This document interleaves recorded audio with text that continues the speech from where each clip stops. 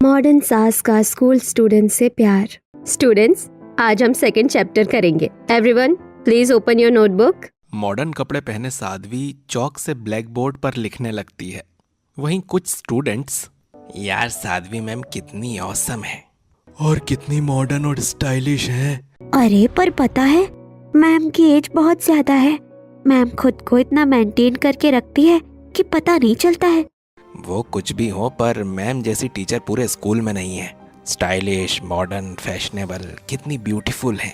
Students की फुसफुसाहट सुनकर साध्वी मुड़ती है और टेबल पर डस्टर ठोकते हुए, बच्चों कोई आवाज नहीं करेगा, फोकस ऑन स्टडीज। फिर साध्वी बुक उठाती है और क्लासरूम में टहलते हुए पढ़ने लगती है। तभी क्लास खत्म होने की बेल बज जाती है। ठीक है बच्चों, आगे का लेसन हम लोग कल करेंगे। ये छुट्टी, घर चलो, कोई हड़बड़ी नहीं करेगा, सब शांति से बाहर निकलेंगे। बाय। फिर सभी बच्चे एक एक करके क्लासरूम से निकलने लगते हैं। तभी कॉरिडोर में खड़ी दो टीचर्स, देख रही है मैम, इस उम्र में भी साध्वी मैम कैसे कपड़े पहनकर स्कूल आती है। आप स्कूल की बात कर रही हैं? इनके तो घर वाले भी इनसे परेशान रहते होंगे। खैर छोड़िए, हमें क्या, स्कूल खत्म हो गई है, कल मिलते हैं। फिर सभी टीचर्स बच्चों के साथ स्कूल से निकल जाते हैं। वहीं साध्वी भी स्कूल पार्किंग से अपनी स्कूटी निकालती है और अपनी स्कूटी से अपने घर चली आती है। तुम आ गई मम्मी, पानी लाऊं क्या? यस डार्लिंग, आज तो बहुत थक गई हूँ। फिर कनक किचन से ग्लास में पानी लेकर आती है और साध्वी को पानी का गिलास देती है और साध्वी एक ही बार में पूरी ग्लास खाली कर देती है। आज स्कूल कैसा रहा? ठीक था, बच्चे पढ़ रहे हैं, बस थोड़े बदमाश हो गए हैं। इतना कहकर साध्वी अपने कंधे से बैग उतारकर कनक को देती है। ये मेरा बैग कमरे में रख दे, मैं थोड़ा घर का काम देख लूं। Okay mummy. कनक बैग लेकर कमरे की तरफ चली जाती है। वहीं साध्वी किचन में आ जाती है। आज रोटी सब्जी बना लेती हूँ, सभी को पसंद भी है।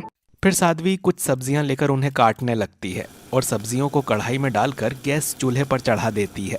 फिर आटा गूंदकर रोटी बनाने लगती है। कनक, तुमने पढ़ाई की कि नहीं? नहीं की तो अभी पढ़ने बैठो। अभी करने बैठती हूँ। फिर कनक किताबें लेकर बैठ जाती है। वहीं साध्वी रोटी सेंकती है और कुछ देर में खाना तैयार हो जाता है। फिर सारा खाना ढक कर साध्वी हॉल में कुछ कॉपियां चेक करने लगती है। तभी दो बच्चे ट्यूशन के लिए आ जाते हैं। आओ यहाँ बैठो, किताब खोलो। फिर बच्चे हॉल में बैठकर पढ़ते हैं और साध्वी उन्हें समझाती है। देखते देखते रात के 9 बज जाते हैं और फिर बच्चे चले जाते हैं और ऐसे ही डिनर का टाइम हो जाता है और सभी साथ बैठते हैं। फिर साध्वी सबको खाना परोसती है। मम्मी, आज की सब्जी अच्छी खुशबू दे रही है। फिर सभी खाना खाने लगते हैं, जहाँ कार्तिक, एक बात पूछूं मम्मी, आप स्कूल में ऐसे कपड़े पहनकर जाती हो, कोई टोकता नहीं? मेरी पहचान मेरे कपड़ों से नहीं है, मैं बच्चों को दिल से पढ़ाती हूँ, तो किसी को मेरे कपड़ों से कोई फर्क नहीं पड़ता। सही कहा तुमने। फिर सभी खाना खत्म करके अपने अपने कमरे में चले जाते हैं और साध्वी अपने कमरे में शीशे के सामने बैठी स्किन केयर लगा रही होती है। तुम तो रोज और भी सुंदर लगने लगती हो। क्योंकि अपना ख्याल रखना जरूरी है। फिर ऐसे ही थोड़ी बातें करके दोनों सो जाते हैं और अगली सुबह साध्वी जल्दी उठती है और रेडी होकर किचन में नाश्ता बनाने चली जाती है। सब लोग आ जाओ, नाश्ता तैयार है। आज क्या बनाया है? पराठा और दही। जल्दी दो, ऑफिस के लिए लेट हो रहा हूँ। फिर साध्वी सबको नाश्ता परोसती है और सबको अपना लंच बॉक्स देने लगती है। ये तुम्हारा लंच बॉक्स और कनक तुम्हारा भी रख दिया है। Thank you mummy. फिर सब अपने अपने काम के लिए निकल जाते हैं और साध्वी तैयार होकर घर से निकलती है और फिर ऑटो स्टैंड पर आकर एक ऑटो में बैठ जाती है। ऐसे ही थोड़ी देर बाद साध्वी स्कूल से बाहर उतरती है। ये लीजिए आपके पैसे। साध्वी ऑटो वाले को भाड़ा देकर स्कूल के गेट की तरफ चली जाती है। अगर ऐसी मॉडर्न और सुंदर टीचर मुझे भी पढ़ाती तो मैं भी रोज स्कूल पढ़ने आ जाऊं। इतना कहकर ऑटो वाला चला जाता है। वहीं साध्वी स्कूल में स्टाफ रूम के बाहर अटेंडेंस रजिस्टर में साइन कर रही होती है। तभी पास में आर्या एडमिशन फॉर्म लेकर खड़ा खुद से बड़बड़ा रहा होता है। अब मैं क्या करूं, फॉर्म तो रिजेक्ट हो गया, पापा को पता चला तो वो भी गुस्सा करेंगे। क्या बड़बड़ा रहे हो, क्या हो गया? मैंने एडमिशन फॉर्म में टीसी के नाम की जगह गलती से अपने घर वाला नाम भर दिया और इसीलिए मेरा एडमिशन फॉर्म रिजेक्ट हो गया। डोंट वरी, मैं यहाँ की टीचर हूँ। तभी आर्या साध्वी को ऊपर से नीचे बहुत ध्यान से देखता है। ये टीचर है? ओ भाई, कितनी मॉडर्न है। तुम ऑनलाइन स्कूल का नया फॉर्म निकालो, उसका प्रिंट आउट करवाओ, फिर टीसी के हिसाब से सही नाम भरो और जमा कर दो। अगर प्रिंसिपल सर के पास चला जाऊं तो? अभी मत जाओ, वो नाराज हो जाएंगे। अगर नाम सही से नहीं भर पा रहे हो तो वो यही पूछेंगे कि 11 में पढ़ाई कैसे करोगे, पहले सही फॉर्म भरो। जी मैम, थैंक यू। कोई बात नहीं, ध्यान से काम करो। आर्या फॉर्म लेकर बाहर चला जाता है।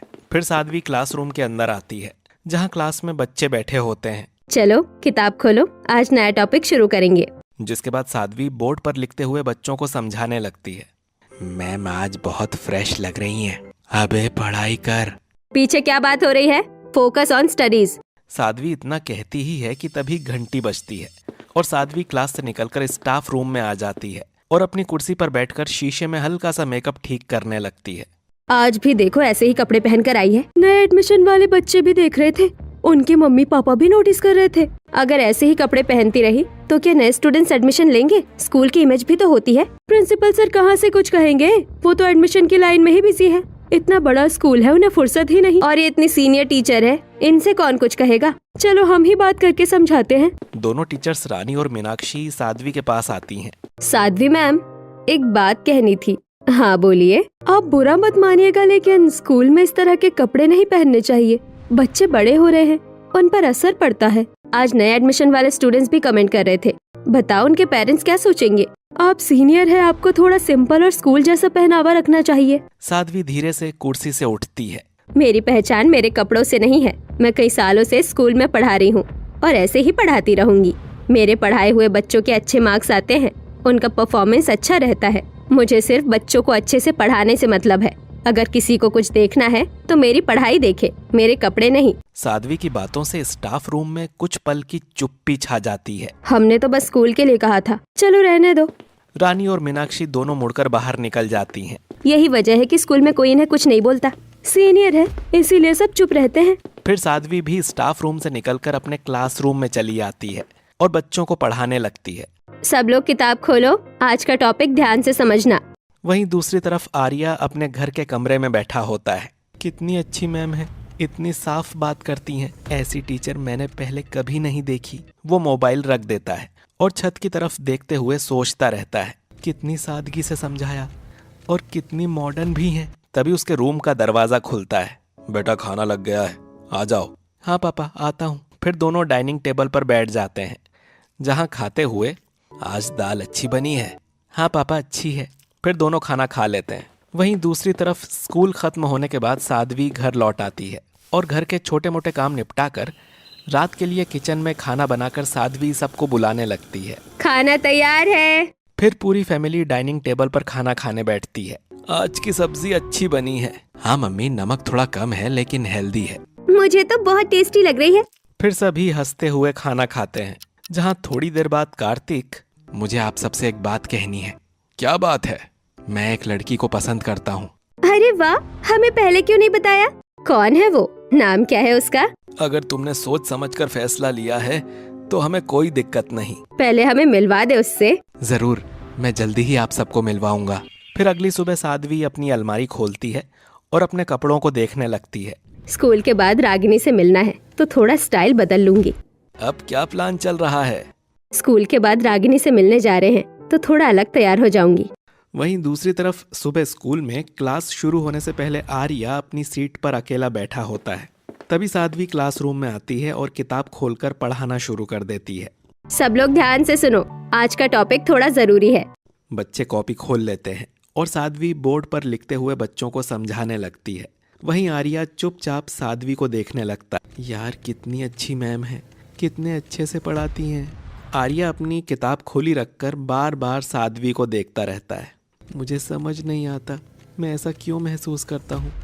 जब भी मैम सामने होती हैं मेरा ध्यान पढ़ाई से हटकर उन्हीं पर चला जाता है। तभी पीछे से नील आर्या को कोनी मारते हुए कहता है, क्या हुआ, कहाँ खोया है? कुछ नहीं। ऐसे ही क्लास खत्म होती है और साध्वी रागिनी से मिलने एक रेस्टोरेंट आती है। मम्मी जी, आप ऐसे कपड़े पहनकर स्कूल जाती हैं, आपको कोई प्रॉब्लम नहीं होती है? जिन बच्चों को पढ़ाई छोड़कर दूसरी चीजों से मतलब है उन्हें प्रॉब्लम होती है। जिन बच्चों को पढ़ाई से मतलब है उन्हें प्रॉब्लम नहीं होती है। तुम बताओ, कार्तिक को कब से जानती हो और कितना जानती हो? मैं और कार्तिक 3 साल से रिलेशनशिप में है और कार्तिक का बर्थडे और आपका बर्थडे सेम है और कार्तिक को खाने में फ्यूजन ज्यादा पसंद है। और बस ठीक है, मैं टीचर हूँ, पहले लाइन से आखिरी लाइन पकड़ लेती हूँ। मेरे बेटे की चॉइस अच्छी है, मुझे तुम पसंद हो। साध्वी के हाँ बोल देने के बाद शादी की तारीख निकलती है और ऐसे ही शादी का दिन नजदीक आता है। फिर साध्वी स्कूल से 3 दिन की छुट्टी लेती है और साध्वी की जगह शकुंतला क्लास लेने आती है। चुप हो जाओ सब, किताब खोलो और ध्यान से पढ़ो। मैम क्यों नहीं आई? ये कौन पढ़ाने आ गई? जिसे पढ़ना है वो पढ़े, वरना बाहर खड़ा कर दूंगी। आर्या चुपचाप किताब खोल लेता है, लेकिन उसका बिन साध्वी के स्कूल में मन बिल्कुल नहीं लग रहा होता है। तभी दूसरी तरफ साध्वी अपने बेटे कार्तिक की बारात धूमधाम से निकाल रही होती है, जहां डीजे बज रहा होता है और लाइट्स चमक रही होती हैं। सब नाच रहे होते हैं। अरे वाह, क्या मॉडर्न बारात है। और देखो ना, दूल्हे की मम्मी कितनी स्टाइलिश लग रही है। डेकोरेशन भी कितना क्लासी है। ऐसे ही बारात नाचते गाते मंडप में पहुंचती है। मंत्रों के बीच 7 फेरे होते हैं और शादी संपन्न हो जाती है, जहां कार्तिक के साथ रागिनी ससुराल पहुंच जाती है। संभल कर बहू, अच्छे से गृह प्रवेश करना। तुम्हारी सास स्कूल की टीचर है, गलती की तो सीधी क्लास लगा देंगी। भाभी, पहला टेस्ट शुरू हो गया है। अरे मेरी बहू को कोई नहीं डांटेगा, आराम से गृह प्रवेश करो। फिर रागिनी दाहिने पैर से कलश गिराकर गृह प्रवेश करती है। चलो, अब सब थक गए हैं, बाकी बातें कल करेंगे। सब अपने अपने कमरे में जाकर आराम करो। फिर सभी रिश्तेदार अपने घर चले जाते हैं और सभी अपने कमरे में चले जाते हैं और सुबह रागिनी पहली रसोई के लिए तैयार होकर नीचे आती है। भाभी, आज पहली रसोई है, क्या बनाओगी? हाँ बेटा, बताओ क्या खास रहेगा? मैं जलेबी, गुलाब जामुन, रसमलाई, पूरी, आलू दम, जीरा राइस, लेमन राइस, शाही पनीर, दाल और खीर बनाऊंगी। नहीं बेटी, इतना सब मत बनाओ, हमारे घर में कोई इतना हैवी खाना नहीं खाता। एक राइस बना लो, थोड़ी पूरी और एक सब्जी और एक मिठाई काफी है। ठीक है मम्मी जी, जैसा आप कहें। फिर रागिनी किचन में सारे पकवान बनाती है और डाइनिंग टेबल पर सर्व करती। बहू, खाना बहुत अच्छा बना है। भाभी, मजा आ गया। सब कुछ बहुत अच्छा बना है। फिर सभी अपना खाना खत्म करते हैं, जहां साध्वी, मैं स्कूल जा रही हूँ, तुम लोग भी अपना काम कर लो। फिर साध्वी स्कूल पहुंचती है और अपनी क्लास में आकर पढ़ाना शुरू कर देती है। आर्या अपनी सीट पर बैठा होता है और साध्वी को देख रहा होता है। आर्या, कब से मुझे ही देख रहे हो? पढ़ाई पर ध्यान दो, 1 महीना बाद आए हो, ऐसे कैसे सिलेबस कवर होगा? जी मैम। नोट्स पूरे किए? नहीं मैम, नहीं मैम। शिवम, तुम अपने नोट्स दे देना। जी मैम। ऐसे ही 1 हफ्ता बीतता है और क्लास टेस्ट होता है और आर्या को 0 मार्क्स मिलते हैं। ये क्या है आर्या, 0? नोट से भी नहीं पढ़ पाए? मैम, शिवम ने मुझे नोट्स नहीं दिए। अच्छा, लगता है बच्चों में पढ़ाई के लिए कंपटीशन चल रहा है। ठीक है, लंच ब्रेक के बाद लाइब्रेरी में आ जाना, मैं तुम्हारे नोट्स बनवा दूंगी। लंच ब्रेक के बाद आर्या लाइब्रेरी में आता है और साध्वी उसे बैठाकर समझाती है और आर्या के लिए नोट्स बनवाने लगती है। ध्यान से समझो, ऐसे पढ़ोगे तो याद रहेगा। जी मैम। साध्वी की मदद से नोट्स बनाकर आर्या क्लासरूम में आता है। देखो शिवम, मुझे नोट्स मिल गए। ओ हाँ, दिख रहा है। मैम मुझे पसंद करती हैं, इसलिए खुद नोट्स बनाकर दिए हैं। कुछ दिन बाद फिर क्लास टेस्ट होता है, जिसके पेपर बांटे जाते हैं। साध्वी एक एक करके सबको पेपर देती है। शिवम, ये लो तुम्हारा पेपर, बहुत कम नंबर आए हैं। आर्या, ये लो तुम्हारा पेपर, इम्प्रूव किया तुमने, ऐसे ही करो, keep it up. Thank you ma'am. ऐसे ही लंच का समय होता है और सभी बच्चे क्लास के बाहर चले जाते हैं। वहीं आर्या अपनी सीट पर अकेला बैठा होता है। आर्या, तुम बाहर लंच करने क्यों नहीं आए? मैम, आज मुझे लंच नहीं मिला। पापा को ऑफिस जल्दी जाना था तो वो जल्दी चले गए। मम्मी से ले लेते। मेरी मम्मी नहीं है मैम, मैं छोटा था तभी उनका देहांत हो गया। अच्छा, कोई बात नहीं, मैं लंच लाई हूँ, आज हम दोनों साथ बैठकर खाएंगे। साध्वी अपना लंच आर्या के साथ बांटकर साथ में बैठकर करने लगती है। लो, ये सब्जी लो और ये रोटी। Thank you ma'am. दोनों खाना शुरू करते हैं। तभी खाते समय आर्या के मुंह पर सब्जी लग जाती है। अरे, तुम्हारे मुंह पर सब्जी लग गई है। रुको, मैं साफ कर देती हूँ। साध्वी अपने रुमाल से आर्या के मुंह पर लगी सब्जी साफ करने लगती है। वाह, मैम के रुमाल से कितनी अच्छी खुशबू आ रही है। ऐसे ही लंच खत्म होता है और स्कूल की छुट्टी के बाद सब अपने अपने घर चले जाते हैं और आर्या अपने कमरे में बैठा अभी भी साध्वी के बारे में ही सोच रहा होता है। मैम के रुमाल से कितनी अच्छी खुशबू आ रही थी, मैम गुलाब की तरह महकती हैं। तभी आशुतोष कमरे में आता है। क्या हुआ बेटा, किसके बारे में इतना सोच रहा है? कोई गर्लफ्रेंड बना ली क्या? नहीं पापा, ऐसी कोई बात नहीं है। अरे बना भी ले तो बता देना, तेरी उम्र में तो मेरी भी 2-2 गर्लफ्रेंड थी। नहीं पापा, सच में कोई नहीं है। अच्छा ठीक है, चल खाना खा ले, मैंने बना लिया है। पापा की भी गर्लफ्रेंड थी तो मैम भी मेरी गर्लफ्रेंड बन सकती हैं। मैं मैम से ट्रू लव करता हूँ, मैम भी मुझे पसंद करती होंगी, तभी तो मेरे लिए नोट्स बनवाती हैं और अपने हाथ से खाना खिलाती हैं। वहीं दूसरी तरफ सुबह सुबह रागिनी रसोई में सबके लिए टिफ़िन और नाश्ता बना रही होती है। सच में अच्छा हुआ तुम घर आ गई, अब सब आसान हो गया है। पहले तो भाग दौड़ लगी रहती थी, अब स्कूल से आने के बाद साध्वी को खाना बनाने की टेंशन नहीं रहती है। ये तो मेरा फर्ज है पापा जी। फिर सब अपने अपने टिफ़िन लेकर निकल जाते हैं और रागिनी छत पर कपड़े देने चली जाती है। वहीं थोड़ी देर बाद साध्वी अपनी स्कूटी लेकर स्कूल के लिए निकल जाती है। आज तो मैं जानबूझकर टिफ़िन नहीं लाया, आज मैम के साथ ही खाना खाऊंगा। ऐसे ही लंच का समय होता है और बच्चे बाहर चले जाते हैं। वहीं आर्या फिर से क्लास में अकेला बैठा रहता है। आर्या, आज भी लंच नहीं लाए? नहीं मैम। तुम भी ना, आओ मेरे पास बैठो। जी मैम। साध्वी अपने लंच बॉक्स से खाना निकाल कर आर्या को देती है। ये लो, पहले रोटी लो। मैम, आपके हाथ का खाना बहुत अच्छा लगता है। ऐसे ही कुछ दिन बीतते हैं और क्लास में आर्या अपने दोस्तों से बातें कर रहा होता है। मैम तो मेरे साथ ही खाना खाती हैं, मुझे अलग से नोट्स भी देती हैं। अच्छा जी। हाँ, मैम मुझ पर ज़्यादा ध्यान देती हैं क्योंकि मैम मेरी गर्लफ्रेंड हैं। आर्या की बात सुनते ही बच्चे एक दूसरे का मुंह देखने लगते हैं। तभी एक दिन क्लास शुरू होने से पहले सब बच्चे बैठे होते हैं। आर्या भी अपनी सीट पर बैठा होता है। तभी साध्वी क्लास में आती है। ओ तेरी, देख तेरी गर्लफ्रेंड आ गई, जाओ गले मिल ले। अब तो पढ़ाई की टेंशन नहीं है तेरी, तू तो ऐसे ही पास हो जाएगा। भाई अपनी गर्लफ्रेंड से बोलना मुझे भी पास करवा दे। ऐसे ही कुछ दिन बीतते हैं और एक दिन सुबह के काम निपटा कर रागिनी सब्जी लेने बाजार चली जाती है, जहाँ सब्जी वाला तराजू पर टमाटर तौल रहा होता है। अरे बहन जी क्या दूं? आधा किलो टमाटर, 1 किलो आलू दे दो। तभी पास में दो औरतें खड़ी बातें कर रही होती हैं। बहन, आजकल स्कूलों में बच्चे भी सेफ नहीं है। क्यों, क्या हुआ? मेरा बेटा बता रहा था, उसके स्कूल में एक लड़का है, अपने ही टीचर के पीछे पड़ा है, दोनों का चक्कर चल रहा है।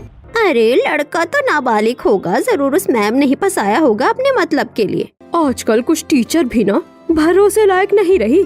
छी छी, कैसा जमाना आ गया है, समाज को रास्ता दिखाने वाले ही बच्चों का फायदा उठाने लगे हैं। फिर रागिनी सब्जी लेकर घर लौट आती है और शाम के समय बालकनी में पूरा परिवार बैठकर चाय पी रहा होता है। तभी चाय पीते हुए आज बाजार में 2 औरतें मिली, पता नहीं किस स्कूल की बात कर रही थी। कह रही थी उनके बच्चे ने बताया किसी लड़के का अपनी टीचर से चक्कर चल रहा है। रागिनी की बात सुनकर सब एक दूसरे का चेहरा देखने लगते हैं। हमें बच्चों की ऐसी बातों पर ध्यान नहीं देना चाहिए। बच्चों के साथ होता कुछ है और वो समझते कुछ है। टीनेजर एज में कई बार बच्चों के साथ कुछ और हो रहा होता है और वो समझ कुछ और रहे होते हैं। ऐसे ही कुछ दिन बीतते हैं और एक दिन साध्वी स्कूल में पढ़ा रही होती है। तभी स्कूल की बेल बज जाती है। Bye ma'am, bye ma'am, bye ma'am, bye ma'am. ऐसे ही स्कूल के सभी बच्चे साध्वी को बाय मैम कहते हुए बाहर निकलने लगते हैं। बाय, कल मिलते हैं। सभी बच्चों के जाने के बाद साध्वी पार्किंग में आती है और अपनी स्कूटी निकाल रही होती है। वहीं आर्या अपनी साइकिल के पास खड़ा सोचता है, अगर टायर पंचर हो जाए तो मैम मुझे अपने साथ ले जाएंगी। आर्या चुपके से साइकिल की हवा निकाल देता है और फिर साध्वी के पास से बड़बड़ाते हुए गुजरता है। अब मैं क्या करूं? टायर पंचर हो गया, घर कैसे जाऊं? क्या हुआ आर्या? मैम साइकिल पंचर हो गई, अब समझ नहीं आ रहा घर कैसे जाऊं। अच्छा ठीक है, मेरे साथ मेरी स्कूटी पर बैठ जाओ, मैं तुम्हें घर छोड़ देती हूँ। नहीं मैम। अरे बोला ना बैठ जाओ, वरना लेट हो जाओगे, तुम्हारे पेरेंट्स परेशान होंगे। जल्दी बैठो। आर्या साध्वी की स्कूटी पर उसके पीछे बैठ जाता है और साध्वी स्कूटी लेकर चल पड़ती है। आज तो अपनी गर्लफ्रेंड के साथ लॉन्ग राइड लूंगा। मैम यहाँ से दाहिने चलिए।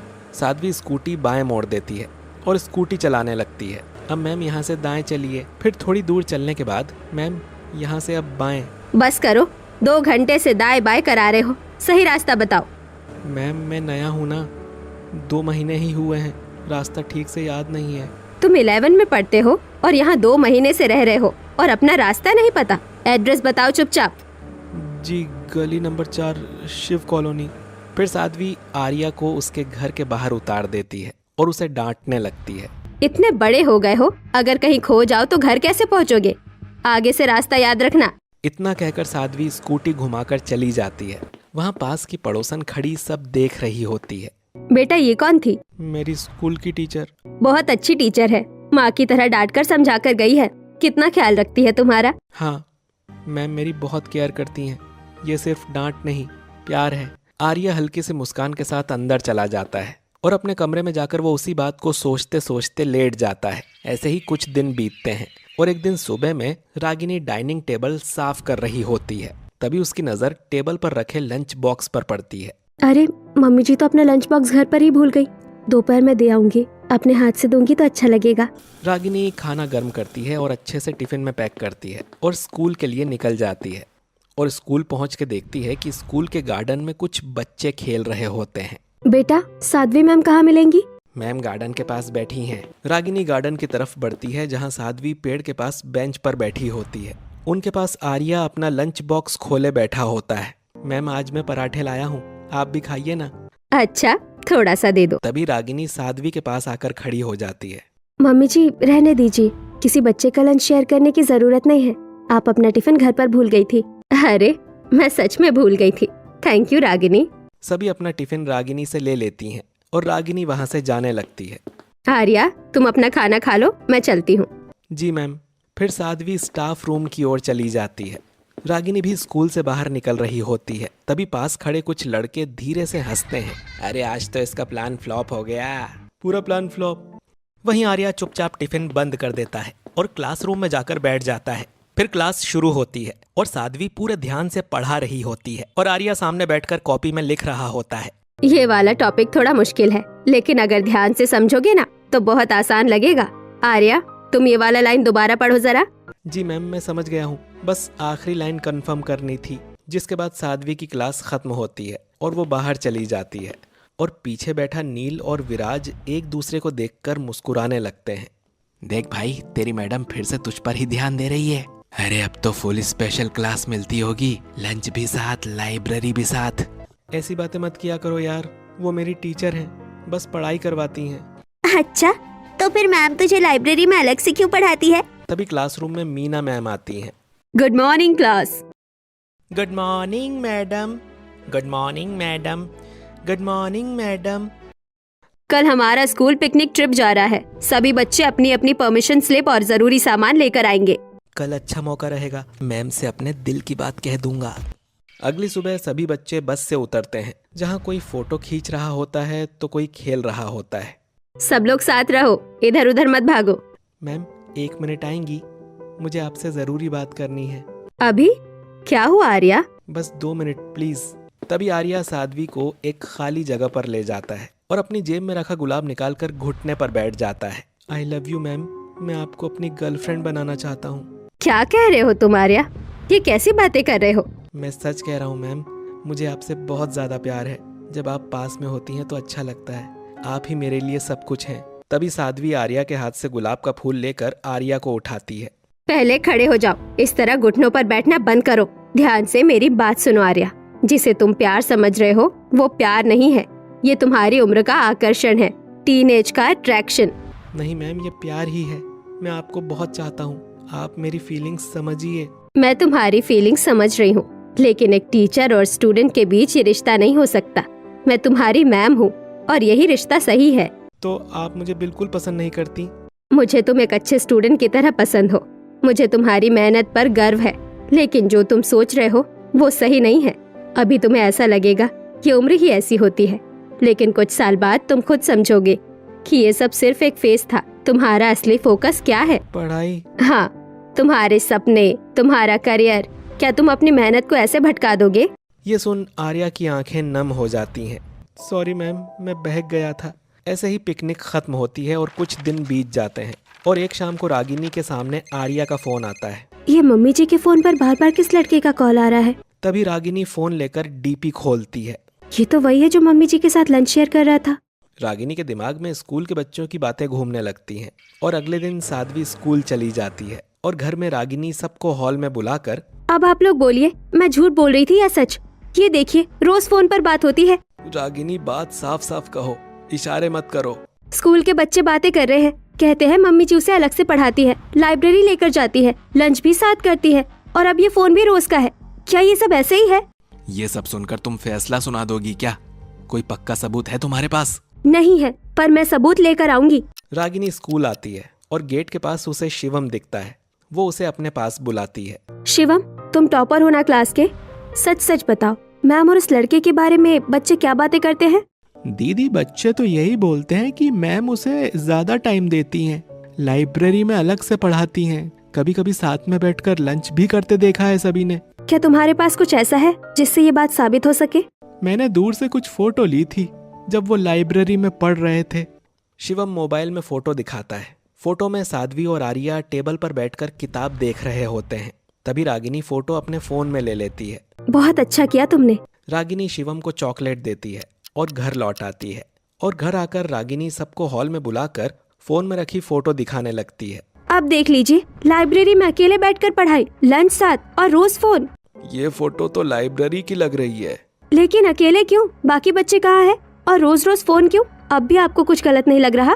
घर में सब एक दूसरे का चेहरा देखने लगते हैं और धीरे धीरे सबके मन में शक आने लगता है। फिर अगली सुबह जब साध्वी तैयार होकर डाइनिंग टेबल पर आकर बैठती है। मैं स्कूल निकल रही हूँ, सोचा सबके साथ नाश्ता कर लूँ। हम लोग नाश्ता कर चुके हैं, तुम आराम से कर लो। अभी तो सबकी प्लेट भरी है, क्या बात है? मम्मी, हमें ऑफिस और काम पर जाना है, हम लोग हॉल में बैठकर खा लेंगे। हाँ, हम सब साथ में ही खाएंगे, लेकिन यहाँ नहीं। यहाँ क्यों नहीं? क्योंकि हमें उस इंसान के साथ बैठकर खाना नहीं खाना जो स्कूल टीचर होकर स्कूल स्टूडेंट को प्यार के जाल में फंसाती हो। सब झूठ है। आप लोगों को गलतफहमी हुई है। कोई गलतफहमी नहीं हुई है मम्मी। अगर कुछ नहीं है तो पूरा स्कूल क्यों बातें कर रहा है? लोग बातें करते हैं तो क्या वो सच हो जाती है? मैं टीचर हूँ और वो मेरा स्टूडेंट है, बस। लेकिन तुम्हारा इतना ज्यादा लगाव क्यों दिख रहा है उसके साथ? रोज फोन, अलग से पढ़ाई, ये सब क्या है? क्योंकि उसका रिजल्ट गिर गया है। वो पहले टॉप करता था। 11 के एग्जाम में उसका रिजल्ट बहुत खराब आया है। अगर मैं उसे नहीं संभालूंगी तो कौन संभालेगा? दुनिया की सोच के डर से क्या मैं एक बच्चे का भविष्य खराब होने दूं? बच्चा? 18 साल का लड़का है वो, और उसे चॉकलेट, पेन, कार्ड देना भी पढ़ाई का हिस्सा है। हाँ, बोर्ड एग्जाम दे रहा है। हर टीचर अपने स्टूडेंट को हिम्मत देती है। तुम उसे गलत रंग क्यों दे रही हो?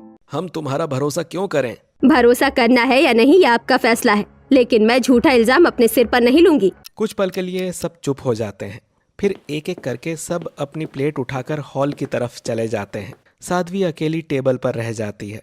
वो प्लेट को देखती रहती है, फिर बिना खाए स्कूल चली आती है। आर्या, तुम्हारा रिजल्ट खराब आया है। अगर आज से तैयारी शुरू करोगे तो बोर्ड में अच्छा कर सकते हो। हाँ मैम, पापा भी डांट रहे हैं। तुम रोज शाम को ऑनलाइन आओ, हम पूरा सिलेबस 2 महीने में कवर करेंगे। Okay ma'am. फिर रात के समय साध्वी कमरे में लैपटॉप खोलकर ऑनलाइन क्लास ले रही होती है। आर्या, जल्दी बताओ, डिफरेंशिएशन का तीसरा सवाल कैसे शुरू करोगे? मैम, पहले फॉर्मूला लिखूंगा, फिर वैल्यू रखूंगा। सही, और स्टेप मत छोड़ना। बोर्ड में हर स्टेप का नंबर मिलता है। बाहर हॉल में सफाई कर रही रागिनी सब सुन रही होती है। अगर इतना ध्यान घर पर दिया होता तो आज कनक अपने मनपसंद कॉलेज में होती। सच में मम्मी, आपने कभी मुझे ऐसे नहीं पढ़ाया, वरना आज मैं भी अच्छे कॉलेज में होती। अगर इतना समय मुझे दिया होता तो शायद आज हमारे बीच। पता नहीं इनका शक कैसे मिटेगा। ऐसे ही कुछ दिन बाद स्कूल में क्लास टेस्ट हो रहा होता है। यार, इस बार पेपर थोड़ा टफ था।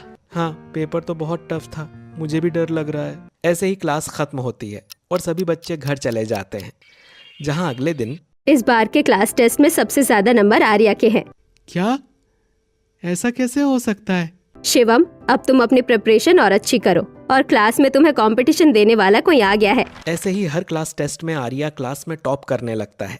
ऐसे ही बोर्ड एग्जाम आ जाते हैं और बोर्ड एग्जाम में एक दिन पहले साध्वी अपने घर के बाहर। ये पेन रखो, बहुत अच्छे से लिखना और मेरी बताई सारी बात याद रखना, ठीक है? थैंक यू मैम, अगर आप नहीं होती तो मैं ये सब नहीं कर पाता। बालकनी में खड़ी रागिनी सब देख रही होती है। बहुत फिक्र है आपको इसकी। घर में कोई दुखी हो तो फर्क नहीं पड़ता है आपको, लेकिन स्कूल स्टूडेंट के प्यार में गिफ्ट भी तैयार है। मेरे घर वाले मुझे समझना ही नहीं चाहते, ऊपर से ये बहू मुझ पर एलिगेशन लगाई जा रही है। ऐसे ही कुछ दिन बीतते हैं और घर के सभी सदस्यों को साध्वी की बातें झूठ और रागिनी की बातें सच लगने लगती हैं और अब कोई फैमिली मेंबर साध्वी से ठीक से बात भी नहीं करता है। ऐसे ही बोर्ड एग्जाम पूरे होते हैं और एक दिन आर्या साध्वी को फोन करता है। मैम, आपने जो जो पढ़ाया था वही आया, पेपर बहुत अच्छा गया, मुझे पूरा भरोसा है मैं पास हो जाऊंगा। पास नहीं, टॉप करोगे तुम, बहुत मेहनत की है तुमने। जैसे ही रागिनी साध्वी की बात सुनती है, देखो कैसे अपने खास को विश किए जा रही है। छोटे बच्चों को फंसाकर अब पढ़ाने की एक्टिंग की जा रही है। छी साध्वी, अब तो अपनी ये गंदी हरकत बंद करो। मैं सोचती थी समय के साथ आप लोग मुझे समझ जाएंगे, पर अब लगता है कोई फायदा नहीं है आप लोगों को समझाने का। ऐसे ही कुछ महीने बीत जाते हैं और 12th बोर्ड के रिजल्ट्स आते हैं। मेरे स्कूल से 10 के 10 बच्चों ने अच्छे मार्क्स लाए हैं, पर आर्या ने टॉप किया है। खुशी तो देखो, काश इतनी मेहनत अपनी बेटी पर कर ली होती। तभी डोरबेल बजती है और कनक दरवाजा खोलती है और आर्या और उसके पिता आशुतोष मिठाई का डिब्बा लेकर घर में आ जाते हैं। मैम कहाँ हैं? मैम, मैंने स्टेट टॉप किया है। मैम, आपकी वजह से ही मेरे बेटे ने स्टेट टॉप किया है। तभी आर्या साध्वी के पैर छूकर आशीर्वाद लेता है। मेरी माँ नहीं है, लेकिन आपने मुझे कभी माँ की कमी महसूस नहीं होने दी। अगर आप साथ नहीं देती तो मैं कभी स्टेट टॉप नहीं कर पाता। फिर आर्या साध्वी और सबको मिठाई देता है। अंकल आंटी, सर, आप भी लीजिए, ये सब मैम की मेहनत है, वरना मैं तो एवरेज बिलो स्टूडेंट था। ठीक है, अब हम लोग चलते हैं। Again thank you. कोई बात नहीं, आप लोग जाइए। इतना कहकर आशुतोष और आर्या चले जाते हैं। उस लड़के ने आपको माँ जैसा कहा? अरे, माँ के पैर भी छुए। पर रागिनी, तुम तो कहती थी ये दोनों एक दूसरे से प्यार करते हैं। पर वो मैं बताती हूँ उसने ऐसा क्यों किया। एक समय था जब उसने भी मेरे पढ़ाने के तरीके को गलत समझ लिया था। मैंने समझाया कि वो सिर्फ कम उम्र का अट्रैक्शन है। फिर उसने अपनी सारी एनर्जी और फोकस पढ़ाई की तरफ लगाया। साध्वी की बातों से रागिनी की आंखें नम हो जाती हैं। मम्मी जी, मुझे माफ कर दीजिए। मैंने बिना पूरी सच्चाई जाने आप पर इल्जाम लगाए, आपको कितना गलत समझा। रागिनी, तुम्हारी वजह से मैंने भी अपनी पत्नी पर शक किया। मम्मी, मैंने भी आपको बहुत उल्टा पुल्टा कहा, हमें भी माफ कर दो। मम्मी, मुझे भी माफ कर दो। सभी हाथ जोड़कर साध्वी के सामने रोने लगते हैं। 1 साल, पूरे 1 साल किसी ने मुझसे ठीक से बात तक नहीं की। कोई त्योहार मैंने नहीं मनाया, और आज एक रिजल्ट आया और सब बदल गया। मैं किसी को माफ नहीं कर सकती। इतना कहकर साध्वी स्कूल जाने के लिए निकल जाती है। ऐसे ही कुछ दिन बीतते हैं। फिर रात में रागिनी आईने के सामने खड़ी रो रही होती है। जाने अनजाने में मुझसे बहुत बड़ी गलती हो गई है। अब मैं मम्मी जी की माफी कैसे लूं? मम्मी जी को उनके बच्चों से बहुत प्यार है, शायद अपने स्टूडेंट के नाम पर मुझे माफ कर दे। अगली सुबह साध्वी स्कूल जाने के लिए तैयार हो रही होती है। तभी रागिनी दौड़ कर आती है और उनके पैर पकड़कर रोने लगती है। मम्मी जी, प्लीज मुझे माफ कर दीजिए। रागिनी, पैर छोड़ो, मुझे देर हो रही है। आपको आपके स्कूल के बच्चों की कसम, एक गलती के लिए इतनी बड़ी सजा मत दीजिए। आप टीचर हैं, बच्चों को भी डांटने के बाद मौका देती हैं, मुझे भी एक मौका दे दीजिए। सेल्फ मिस्टेक मानना आसान नहीं होता। अगर सच में बदलना चाहती हो तो आगे से बिना सच्चाई जाने किसी पर शक मत करना। नहीं करूंगी मम्मी जी, बस आप मुझे माफ कर दीजिए। तभी साध्वी रागिनी का हाथ पकड़कर उठाती है। चलो, अब रोना बंद करो, मॉडर्न सास की बहू रोती नहीं है। इतना कहकर साध्वी रागिनी को गले लगा लेती है और फिर पूरा परिवार खुशी खुशी रहने लगता है।